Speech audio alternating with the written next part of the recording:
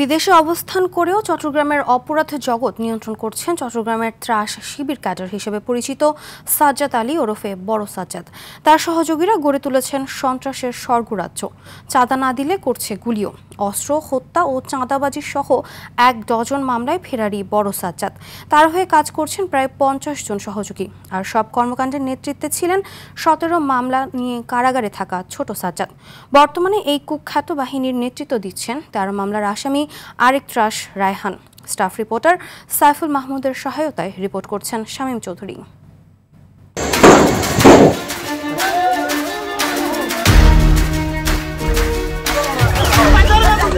চট্টগ্রামের সাজ্জাদ বাহিনীর নির্মমতা যেন সিনেমার চিত্রনাট্যকেও হার মানায়। খুন, চাঁদাবাজি, দখলদারিত্ব, এলাকায় আধিপত্য বিস্তার সহ নানা অপরাধ কর্মকাণ্ড চালিয়ে যাচ্ছে এই বাহিনী।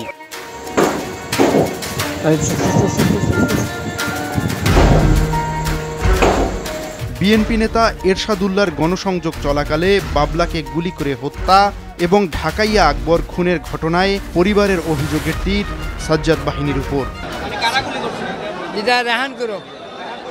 3 দিন আগে বলছে সাজ্জাদ, বড় সাজ্জাদ, আমার ছেলে সরোয়ার তুমি কিছু খাবার চাইলে খেয়ে এলো, তোমার সময় শেষ।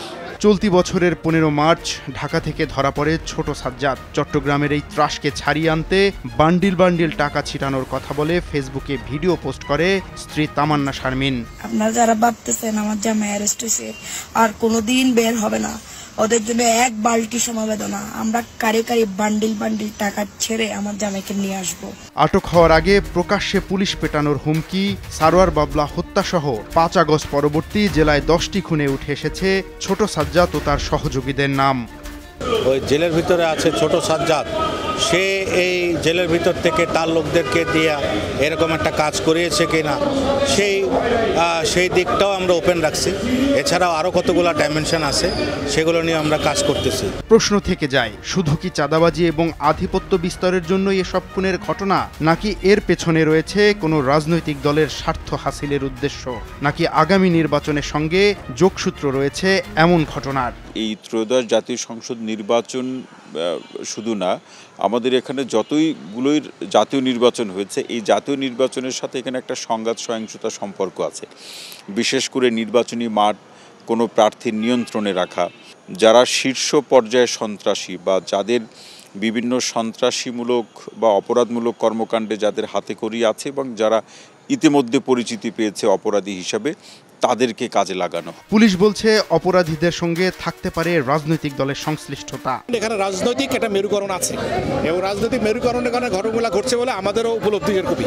অভিযোগ আছে 2000 সালের 8 মার্ডারের মূল হোতা শিবির ক্যাডার হিসেবে পরিচিত বড় সাজ্জাদের নির্দেশেই চট্টগ্রামে চলছে খুন, চাঁদাবাজি আর ত্রাসের রাজত্ব।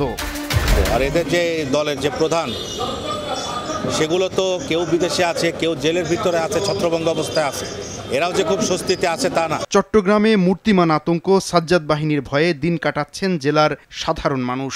অপরাধ বিশেষজ্ঞরা বলছেন, এখনই যদি সাজ্জাদ বাহিনীর লাগাম টেনে ধরা না যায়, তাহলে আগামী নির্বাচনকে কেন্দ্র করে আরও বাড়তে পারে এদের অপরাধ কর্মকাণ্ড। অপরাধমূলক পরিকল্পনাকে সামনে রেখে আধিপত্য বিস্তার এবং নির্বাচনকে প্রভাবিত করারই একটা অংশ হিসাবে আমরা মনে করি। শামীম চৌধুরী, RTV।